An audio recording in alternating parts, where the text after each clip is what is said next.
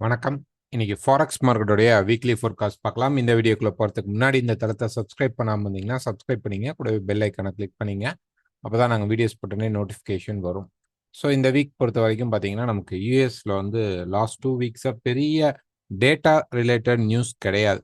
But இந்த week அப்படிங்கிறது அதிகமான டேட்டா நியூஸ் இருக்கு. என்னதான் நம்ம வந்து இந்த வீக்கான ஃபோர்காஸ்ட் பார்த்தோம்னாலும் டேட்டா பேஸ் பண்ணி பார்க்கும்போது ஹையஸ்ட் டேட்டா இருக்கிறதுனால மார்க்கெட்டில் சம்டைம்ஸ் மூவ்மெண்ட்ஸ் அதிகமாக இருக்கும். எதிர்பார்த்தது ஆப்போசிட்டில் போயிட்டு திருப்பி அதோடைய பொசிஷனுக்கு வரும். ஃபேக் பிரேக்ஸ் அப்படிங்கிறது இருக்கும். அதனால் அப் டு டேட் அந்த டைமில் எடுத்துங்கன்னா ஸ்டாப் லாஸ் இல்லாமல் ட்ரேட் பண்ணாதீங்க. மண்டே மார்க்கெட்டில் பெரிய நியூஸஸ் கிடையாது. டியூஸ்டே மார்க்கெட்டில் நமக்கு வந்து ஜாப் ஓப்பனிங்கும் கன்சியூமர் கான்ஃபிடென்ஸும் நமக்கு வந்து இருக்குது. புதன்கிழமை பார்த்தீங்கன்னா ஆஸ்திரேலியாவோட இன்ஃப்ளேஷன் இருக்குது, யூரோப்புடைய ஜிடிபி இருக்குது, கேடுடைய இன்ட்ரெஸ்ட் ரேட் அண்ட் யூஎஸ் உடைய அட்வான்ஸ் ஜிடிபி அப்படிங்கிறது இருக்குது. ஸோ இந்த அட்வான்ஸ் ஜிடிபி அப்படிங்கிறது வந்து லாஸ்ட் ஜூனில் நமக்கு வந்தது வந்து பார்த்தீங்கன்னா ஃபைனல். இதில் வந்து 3 டைப்ஸ் ஆஃப் ஜிடிபிஸ் வந்து வந்துக்கிட்டே இருக்கும். என்னென்ன அப்படின்னு பார்த்தீங்கன்னா ஃபர்ஸ்ட் ஒன் அட்வான்ஸ்டு வந்துடும், ரெண்டாவது ப்ரிலிமினரி வரும். ஓகேங்களா, ப்ரிலிமினரி வந்துடும். அதுக்கப்புறம் பார்த்தீங்கன்னா ஃபைனலாக வரும். ஸோ ஒரு இயருக்கு வந்து நமக்கு வந்து 4 குவார்டர்லி ஜிடிபி தான் வரும். ஓகே, இது குவார்டர்லி ஜிடிபி தான். இந்த குவார்டர்லி ஜிடிபியில் நமக்கு வந்து 3 டைப் வரும். ஃபர்ஸ்ட் அட்வான்ஸ் ஸ்டார்ட் பண்ணி ஃபார் எக்ஸாம்பிளாக வந்து ஜான்வரியில் அட்வான்ஸ் ஸ்டார்ட் பண்ணி பிப்ரவரியில் ப்ரிலிமினரி வந்து ஃபைனலாக மார்ச்சில் நமக்கு வந்து வரும், ஃபைனல் ஜிடிபி வரும். இதுக்கப்புறம் அப்படியே சைக்கிளாக ஒரு 4 குவார்ட்டர்ஸ் நமக்கு நடக்கும். அந்த 4 குவார்ட்டர்ஸில் இப்போ நம்ம இருக்கிறது எங்க அப்படின்னு பார்த்தீங்கன்னா நம்ம வந்து 3rd குவார்ட்டர் ஸ்டார்டிங்கில் இருக்கிறோம். ஓகேங்களா, மொத்தம் 4 குவார்ட்டர்ஸ் நடக்கும். ஜனவரி, பிப்ரவரி, மார்ச்ல ஒரு குவார்ட்டர் நடக்கும். அதுக்கப்புறம் பார்த்தீங்க அப்படின்னா ஏப்ரல், மே, ஜூன்ல ஒன்று நடக்கும். அது முடிஞ்சிருச்சு. இப்போ ஜூலை, ஆகஸ்ட், செப்டம்பர்ல நடக்கும். ஸோ ஜிடிபி அப்படிங்கிறது வந்து இது நமக்கு என்னதான் பாயிண்ட் கொடுத்தாலுமே நமக்கு ஃபைனல் அவுட்புட்ல வரும்போது தான் ப்ரெஷர் அதிகமாக இருக்கும். ஸோ அட்வான்ஸ்ட் அப்படிங்கிறதுனால கொஞ்சம் மைல்டான ப்ரெஷர் தான் இருக்கும், பெரிய லெவலில் மூவ்மெண்ட் இருக்காது. நெக்ஸ்ட் பார்த்தீங்க அப்படின்னா அன்னைக்கே நமக்கு வந்து ரொம்ப ரொம்ப முக்கியமான ஃபெட் இன்ட்ரெஸ்ட் ரேட் இருக்கு. கண்டிப்பாக குறையறதுக்கான வாய்ப்பு இருக்கும், ப்ரெஷர் அதிகமாக இருக்கு அப்படிங்கிறாங்க. பட் ஆனால் வாய்ப்பு நம்ம வந்து டெக்னிக்கலாக பார்க்கும்போது குறையறதுக்கான வாய்ப்பு வந்து கம்மியாக இருக்கும். அதே மாதிரி பவலுடைய ரிசைன் வந்து பண்ணணும் அப்படின்னு சொல்லிட்டு ஒரு ப்ரெஷர் ஒரு பக்கம் போயிட்டு இருக்கு. பட் ஆனால் அவர் பண்ண மாட்டாரு. அதுக்கான ஸ்டேட்மெண்ட்ஸ் அதெல்லாம் வந்துட்டே இருந்தாலுமே அவரு நீடிச்சு தான் இருக்க போறாரு. ஸோ அதனால அவரு ஃபெட் இன்ட்ரெஸ்ட் ரேட் குறைக்கிறதுக்கு அனுமதிக்க மாட்டார். பட் ட்ரம்ப்போடைய சைட்லேருந்து அது குறையணும், இன்ட்ரெஸ்ட் ரேட் குறையணும் அப்படிங்கிறது அவருடைய ப்ரெஷராக இருக்கு. ஸோ அதிகபட்சம் நமக்கு வந்து குறைந்தால் 0.25 தான் நமக்கு குறையும். அதுவே குறையறதுக்கான வாய்ப்பு கிடையாது. ஒரு ப்ரெஷர் மட்டும்தான் மார்க்கெட்டில் கிரியேட் பண்ணிட்டு இருப்பாங்க. ஸோ ஃபெட் இன்ட்ரெஸ்ட் ரேட் என்னதான் அந்த பாயிண்ட் வந்தாலும் அதுக்கு அடுத்தடுத்த வரக்கூடிய மார்க்கெட்டில் தான் அதோடைய நிகழ்வு இருக்கும்.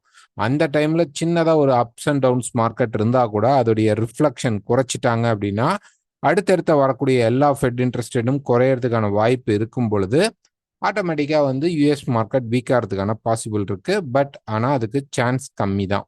ஓகே, அது முடிஞ்ச உடனே அப்போவே 12 மணிக்கு நமக்கு எஃப்ஓஎம்சி ப்ரெஸ் கான்ஃபரன்ஸ் நமக்கு வந்துடும். அன்னைக்கே பார்த்தீங்கன்னா ஜப்பானுடைய இன்ட்ரெஸ்ட் ரேட் இருக்கு.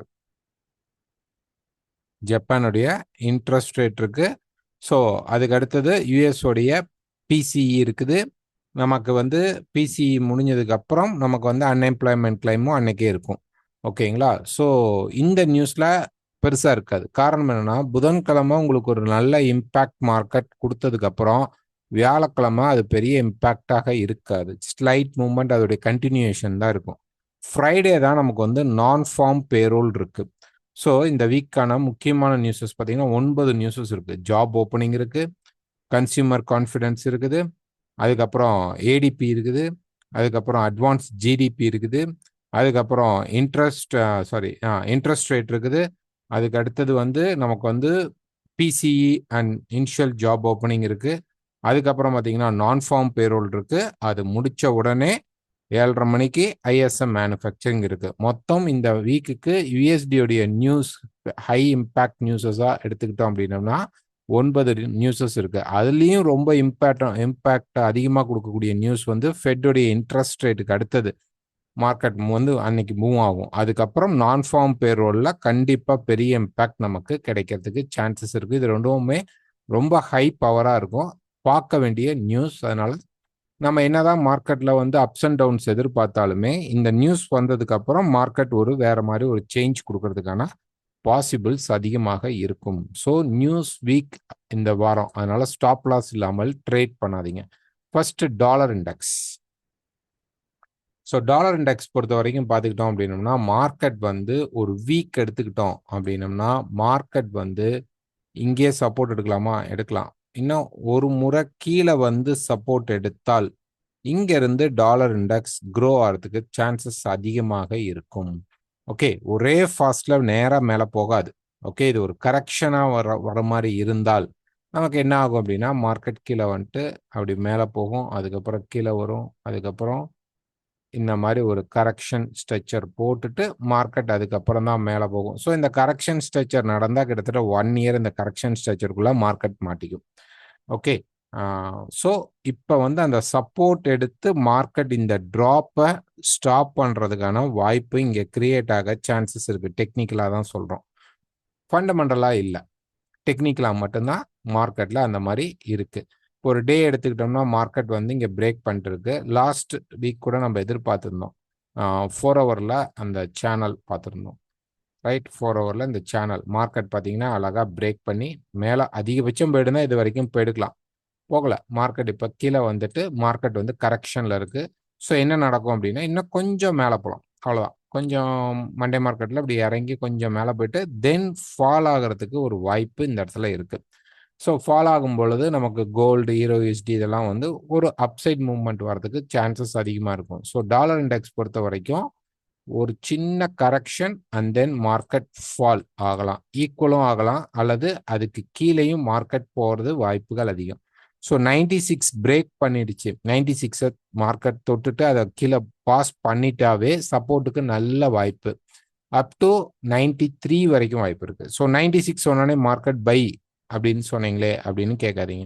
மினிமம் தான், மினிமம் அதாவது டச் ஆகணும். 96 டச் ஆனால் நமக்கு வரக்கூடிய பை சான்சஸை நம்ம எதிர்பார்க்கலாம். 96 டச் ஆகலை அப்படின்னா திருப்பி மார்க்கெட் சல்லுன்னு மேலே போனால் கூட ஃபால் ஆகிறதுக்கான வாய்ப்பு தான் இருக்கும். இந்த ரெசிஸ்டன்ஸ் ஒரு ஹெவியான ரெசிஸ்டன்ஸாக நமக்கு இருக்கும். 99.5 லெவல் வந்து நமக்கு ஹெவியான ரெசிஸ்டன்ஸாக இருக்கும். ஸோ அதை தொட்டோடனே மார்க்கெட் திருப்பி ட்ராப் ஆகிறதுக்கான வாய்ப்பு தான் இருக்கும். ஸோ எனி நியூஸஸ் மார்க்கெட் வந்து கீழே புஷ் பண்ணால் செல் சைடு போய்க்குங்க, பை சைடை கொஞ்சம் ஒமிட் பண்ணிக்கோங்க டாலர் இண்டெக்ஸில் இந்த வீக்கு. நெக்ஸ்ட் வீக் அப்புறம் ஓரளவு மார்க்கெட் நல்லாவே இருக்கும். ஹீரோ யூஎஸ்டி பொறுத்த வரைக்கும் பார்த்தீங்க அப்படின்னா ஒரு டே ஃப்ரேம் எடுத்துக்கிட்டோம் அப்படின்னா மார்க்கெட் வந்து இந்த இம்பல்ஸ் மூலம் இன்னும் இருக்குது. ஸோ ஒரு மார்க்கெட் ஸ்டார்ட் அப் ஆகுது, ஒரு correction, start up, correction, start up, correction. இந்த இடத்துலையும் இப்போ கரெக்ஷன் முடிஞ்சு மார்க்கெட் மேலே போகிற மாதிரி தெரியும். பட் நம்ம இந்த ட்ரெண்ட் அப்படியே போயிட்டே இருக்க முடியுமா? போக முடியாது. ஸோ மார்க்கெட் இப்போ வந்து இந்த இடத்துல இந்த டாப்பை பிரீச் பண்ணலாம், அதிகபட்சம் அப்படி உடைச்சிட்டு ப்ரைஸ் கீழே வரதுக்கான வாய்ப்பு தான் இருக்கு. ஸோ கரெக்ஷன் மோடுக்கு மார்க்கெட் வரதுக்கான சோர்ஸ் தான் இருக்கு ஹீரோ யூஎஸ்டியில். இந்த ஹையை ஒரு முறை உடைக்கலாமா அப்படின்னா தாராளமாக மார்க்கெட் உடைக்கிறதுக்கு வாய்ப்பு இருக்கு. உடைத்து நிற்காது, உடைஞ்ச உடனே மார்க்கெட் மேக்சிமம் கீழே இறங்க ஆரம்பிச்சிடும் அப்படின்னு எதிர்பார்க்கலாம். ஸோ ஹீரோ யூஎஸ்டியை பொறுத்த வரைக்கும் ப்ரைஸ் கீழே வரத்துக்கு தான் வாய்ப்பு இருக்குது. ஸோ இந்த சேனல் இந்த ட்ரெண்டுமே பார்த்தீங்க அப்படின்னா நமக்கு இந்த சேனல் முடிஞ்சிட்டு ப்ரைஸ் கீழே வந்துட்டு இப்போ மேலே போயிட்டுருக்கு. லைவ் மீட்டில் கூட சொல்லியிருந்தோம் இது எப்போ பிரேக் பண்ணுதோ அப்போ ஒரு ஷார்ட் டேர்ம் கரெக்ஷன் வரலாம் அப்படின்ட்டு. ஸோ இன்னும் அந்த கரெக்ஷன் ஸ்டார்ட் ஆகலை. ஸோ மண்டே மார்க்கெட்டில் இது மேலே போனாலும் நம்ம திருப்பி ப்ரைஸ் எங்கே ரெசிஸ்டன்ஸ் நல்லா எடுக்குதோ அப்போ செல் கூட போகிறதுக்கு வாய்ப்புகள் அதிகமாக இருக்கும். செல் சைடே ஃபோக்கஸ் பண்ணுவோம். ஓகேங்களா, பை சைடு அப்படிங்கிறது ரொம்ப ஷார்ட்டாக தான் இருக்கும், அதனால நம்ம போக வேண்டிய அவசியம் இல்லை.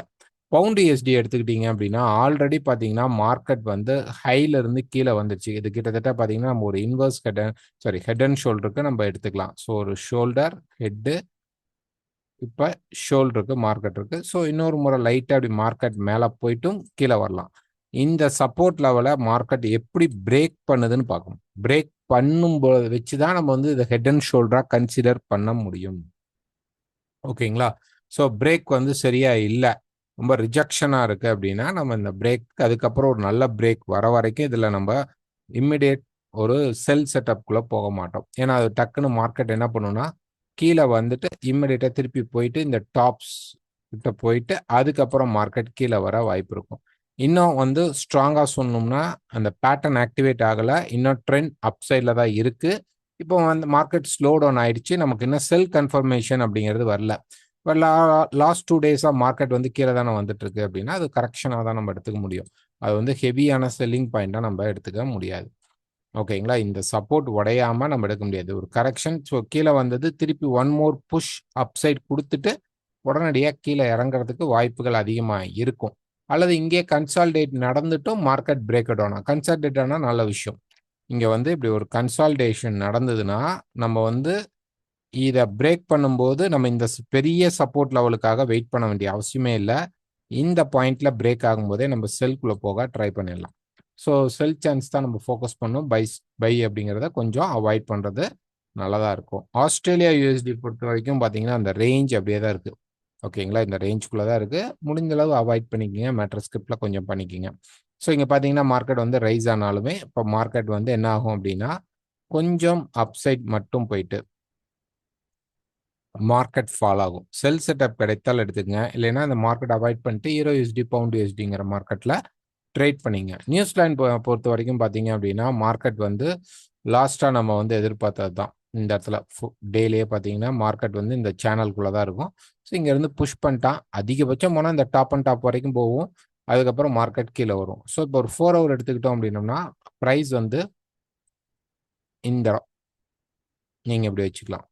இந்த மார்க்கெட் எப்போ இந்த ட்ரெண்ட்லேருந்து வெளியில் வரும் அப்படின்னா நீங்கள் இப்படி வச்சுக்கலாம். ஸோ இங்கேருந்து இப்போது கொஞ்சம் அப்படி மேலே போயிட்டு ப்ரைஸ் எப்போ பிரேக் பண்ணுதோ இந்த ட்ரெண்ட் லைனை அப்போ வந்து நியூசிலாந்து யூஎஸ்டி வந்து செல்குள்ளே ரெடி ஆகுதுன்னு நம்ம எடுத்துக்கிட்டு இந்த மார்க்கெட்டுக்குள்ளே செல் போக ட்ரை பண்ணலாம். Next USD CAD. USD CAD பொறுத்த வரைக்கும் பார்த்தீங்க அப்படின்னா ப்ரைஸ் வந்து இப்போ இந்த இடத்துல மார்க்கெட் கன்சால்டேட் ஆகிட்டு இருக்கு. ஆல்ரெடி வீக்லேயே பார்த்தீங்கன்னா இது ஒரு முக்கியமான சப்போர்ட் லெவல். இந்த இடத்துல மார்க்கெட் வந்து தொடர்ச்சியாக என்ன பண்ணிட்டு இருக்கு அப்படின்னா சப்போர்ட்ஸ் எடுத்துக்கிட்டு தான் இருக்கு.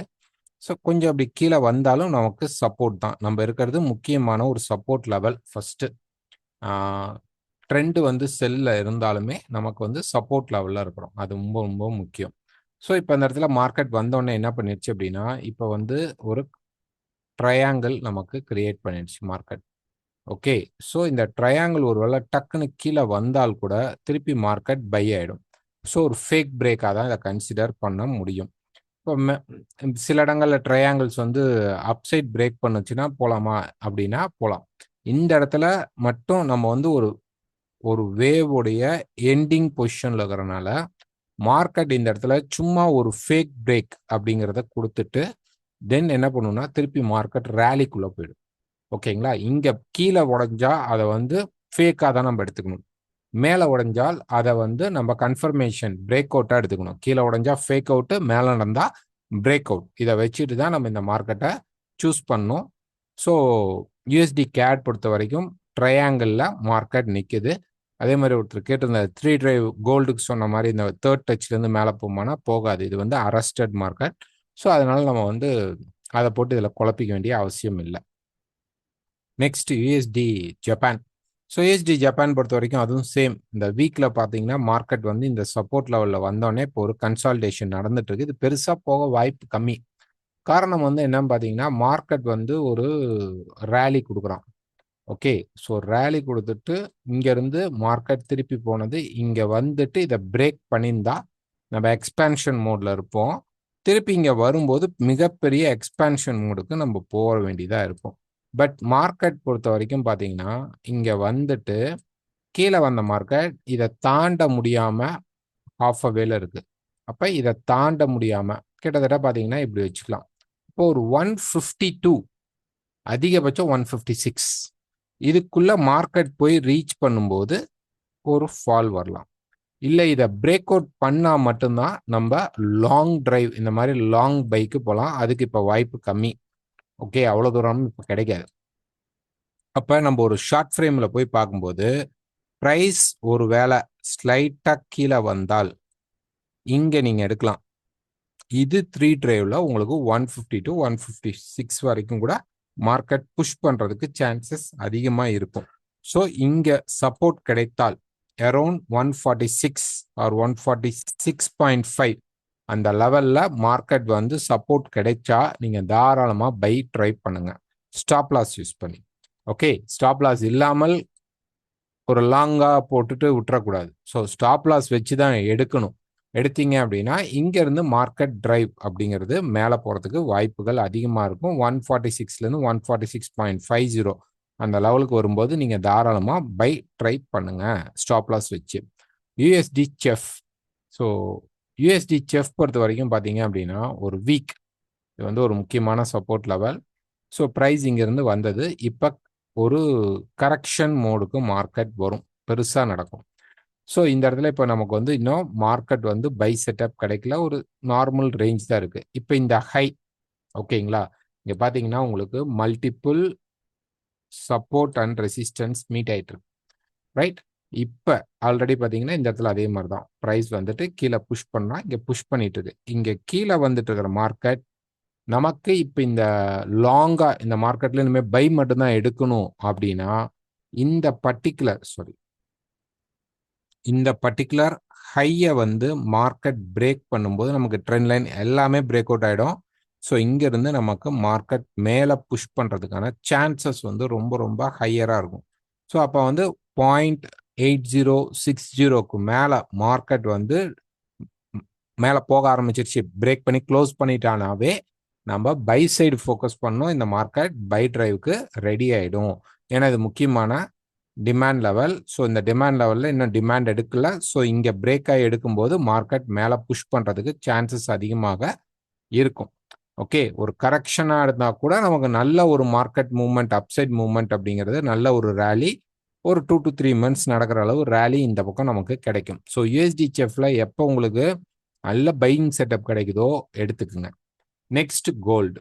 ஸோ கோல்டு பொறுத்த வரைக்கும் ஒரு டே அப்படின்னு எடுக்கும்போது இந்த இடத்துல மார்க்கெட் மல்டி ரெசிஸ்டன்ஸை மீட் பண்ணிட்டு இருக்கு. இப்போ இந்த சப்போர்ட் லெவல்லையே தான் இந்த மார்க்கெட் இருக்கு. இதெல்லாம் பிரேக் அவுட்னு சொல்லக்கூடாது, சப்போர்ட் லெவல் தான். ஓகேங்களா? ஸோ ஃப்ரைடே நம்ம வந்து போஸ்ட் போட்டு இதுக்காக ஒரு வீடியோவும் கொடுத்துருக்கோம். ஸோ அந்த வீடியோ பார்க்காதவங்க நீங்கள் போய் அந்த வீடியோவையும் பார்த்துக்குங்க, உங்களுக்கு ஒரு கிளியர் ஐடியா கிடைக்கும். ஸோ ஃபர்ஸ்ட் பார்த்தீங்கன்னா இந்த இடத்துல மல்டி ரெசிஸ்டன்ஸ் இருக்கு, மார்க்கெட் இந்த இடத்துல சப்போர்ட் லெவல் இருக்கு, இன்னும் அந்த சப்போர்ட் லெவலில் தான் இருக்கு. 3340.42 எக்ஸாக்டாக சொன்னால் 3342 மினிமம் மார்க்கெட் டச் பண்ணதுக்கப்புறம் ப்ரைஸ் வந்து 3342 மினிமம் டச் பண்ணணும். 3310 இது உடையாத வரைக்கும் நமக்கு எனி பை செட்டப் நம்ம பைக்குள்ள போயிடலாம். இந்த பை இந்த மல்டிப்புளாக இருக்கக்கூடிய இந்த மார்க்கெட்டில் இருக்கக்கூடிய ரெசிஸ்டன்ஸை பிரேக் அவுட் பண்ணும். இந்த இடத்துல நமக்கு பிரேக் அவுட் நடக்கிறதுக்கு வாய்ப்புகள் இருக்கும். ஸோ இந்த ட்ரையாங்கிள் எவ்வளோ நாள் தான் இந்த கம்ப்ரெஷனுக்குள்ளேயே இருக்கும், இது வெளியில் வரணும் இல்லைங்களா? ஒருவேளை 3310 உடைச்சிட்டா செல்லா அப்படின்னா இல்லை. ஓகே, நமக்கு இதுதான் பிரேக் அவுட் லெவல். 3250 தான் நமக்கு பிரேக் அவுட் லெவல். ஸோ இந்த லெவல் பிரேக் ஆகும்போது தான் மார்க்கெட் கரெக்ஷன் இங்கே இருக்கக்கூடிய இந்த சப்போர்ட்டை நோக்கி மார்க்கெட் வரத்துக்கு ட்ரை பண்ணும். ஓகேங்களா? ஆனால் மல்டிபிள் சப்போர்ட்ஸ் கீழே இருக்கு, ரொம்ப அதிகமாக சப்போர்ட்ஸ் இருக்கு. பட் நமக்கு 3250 மினிமம் பிரேக் அவுட் ஆனால் தான் நம்ம செல்லுங்கிறத கொஞ்சம் ஹியூஜாக ஃபோக்கஸ் பண்ணணும். ஸோ இப்போ இந்த செல்லெல்லாம் வந்து கரெக்ஷன் செல் தான். ஓகே, இப்போ வந்து வேவ் பிரகாரம் 4 ஹவரில் ஆல்ரெடி இந்த ட்ரையாங்கிள் இருக்கு. ஸோ இந்த ட்ரையாங்கிளில் மார்க்கெட் இப்படி முடிச்சுட்டான். ஏபிசி கரெக்ஷன்லேயே இருக்கிற மார்க்கெட் இப்போ இந்த சப்போர்ட்டில் இருக்கிறான். இங்கேருந்து தாராளமாக மார்க்கெட் மேலே போகணும். நமக்கு ஆல்ரெடி பார்த்தீங்க அப்படின்னா நம்ம வந்து இந்த இடத்துல உங்களுக்கு போஸ்ட் பண்ணியிருப்போம். ஸோ ப்ரைஸ் பார்த்தீங்கன்னா இது வந்து ஃபர்ஸ்ட் இந்த 3 அப்படிங்கிற இது வந்து ஒரு ரொம்ப ரொம்ப முக்கியமான ஒரு சின்ன மைனர், அதாவது இந்த சேனலுக்கு ஓகேங்களா, இந்த மேலே போயிட்டு இருக்கிற இந்த சேனலுக்கான ஒரு சப்போர்ட்டிவ் பாயிண்ட்ஸ். இது எல்லாமே நமக்கு சப்போர்ட்டிவ் பாயிண்ட்ஸ். இப்போ மார்க்கெட் மேலே ரெசிஸ்டன்ஸ் எடுத்துட்டு இப்பதான் இந்த சப்போர்ட் கிட்ட வரான். ஸோ இது பிரேக் அவுட் நமக்கு ரொம்ப கேஷுவலா எடுத்துக்கலாம். நமக்கு எப்ப செகண்ட் பிரேக் ஆகுதோ அப்பதான் நமக்கு மார்க்கெட்ல செல்லுக்கான ஹெட் ரெடி ஆகுது அப்படின்னு அர்த்தம். சரி, மார்க்கெட் அப்படியே கீழே போயிடுவானா அப்படின்னா அப்படிலாம் போக மாட்டான். பயப்படவே பயப்படாதீங்க. ஓகேங்களா? மார்க்கெட் அப்படியே அவ்வளோ ஸ்பீட்லாம் கீழே போகாது. கண்டிப்பா மார்க்கெட் கீழே போகணும்னா நமக்கு கரெக்ஷன் கொடுக்காம மார்க்கெட் போகாது. இந்த கரெக்ஷன்ல இருந்து நம்ம செல்ல எடுத்துக்கலாம். ஓகே, ஸோ இங்க எடுத்தோம் நம்ம செல். ஓகே, அதுக்கப்புறம் நம்ம இங்க புக்கிங் பண்ண சொல்லிட்டோம். 370 பக்கமா ரேஞ்சிலேயே புக் பண்ணிக்கோங்க. ஏன்னா சப்போர்ட் லெவல் மார்க்கெட்ல அங்கேயே கிரியேட் ஆகிறதுக்கு வாய்ப்பு இருந்தது.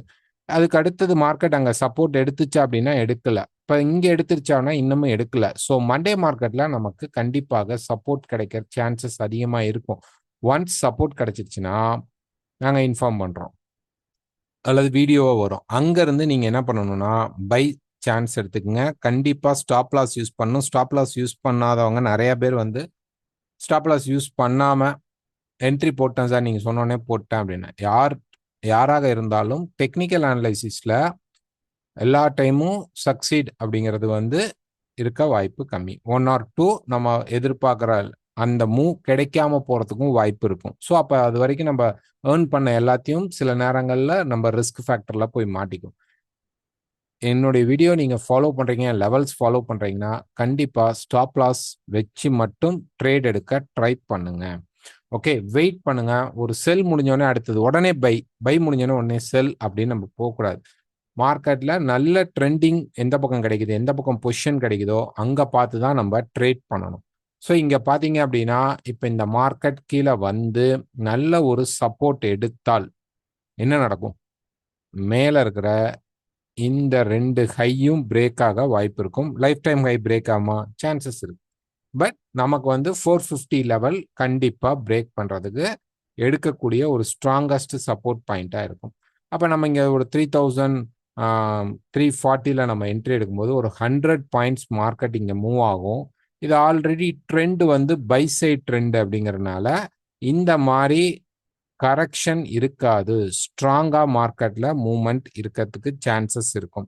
ஸோ ஸ்டாப் லாஸ் வச்சு இங்க நம்ம பை ட்ரை பண்ணுவோம். இன்னைக்கு இந்த வீக் வந்து நிறைய நியூஸஸ் இருக்கிறதுனால நமக்கு அப்ஸ் அண்ட் டவுன்ஸ் மூவ்மெண்ட் இருக்கும். கண்டிப்பா யூஎஸ் உடைய நியூஸஸை ஃபோக்கஸ் பண்ணும். யூஎஸ் டாலரையும் நம்ம ஃபோக்கஸ் பண்ணி தான் ட்ரேட் பண்ணணும். கோல்டு மேலே போகும்போது டாலர் இண்டெக்ஸ் மேலே போகும்போது கோல்டு மேலே போகலாமா? வாய்ப்பு இருக்கு. ஆனால் ஸ்லோவாக போகும். ரொம்ப அக்ரஸிவாக போகாது. ஆப்போசிட் தான் நடந்தா நல்லா ஃபாஸ்டா நடக்கும். இல்ல கோல்டுக்கும் நல்ல சப்போர்ட் மோட் இருக்கு, டாலர் இண்டெக்ஸ்க்கும் சப்போர்ட் மோட் இருக்கு அப்படின்னா டாலர் இண்டெக்ஸ் நல்லா மேல போகும்போது கோல்டு கொஞ்சம் ஸ்லோவா தான் போகும், ரொம்ப ஃபாஸ்டா போகாது. சில்வர் அதை விட இன்னும் ஸ்லோவா போறதுக்கு தான் வாய்ப்பு உண்டு.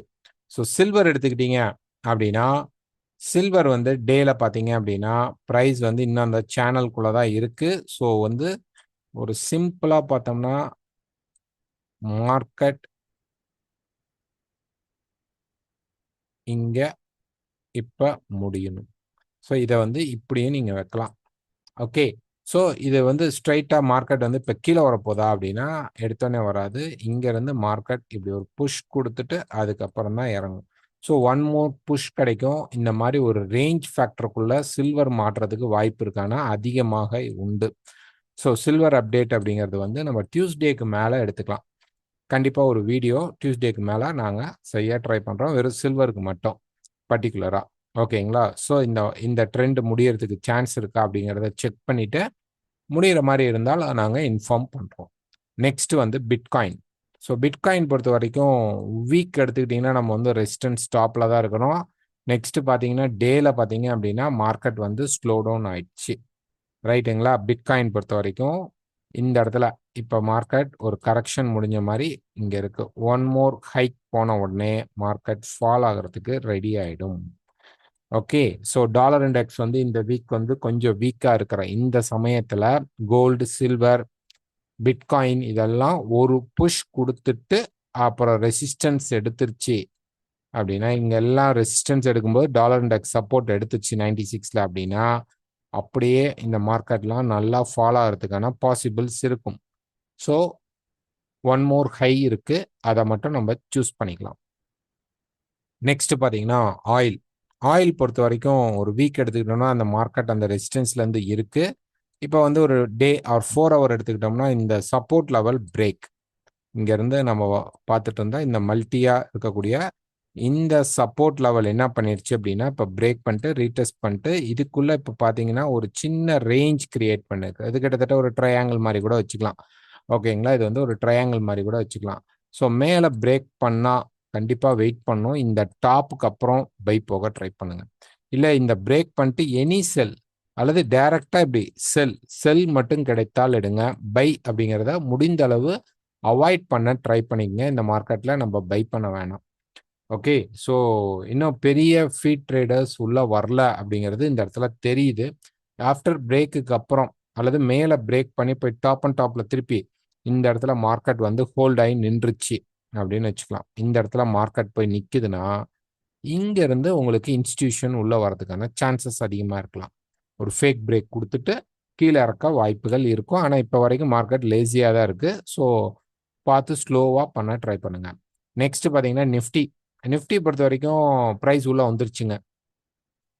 ரைட்டுங்களா?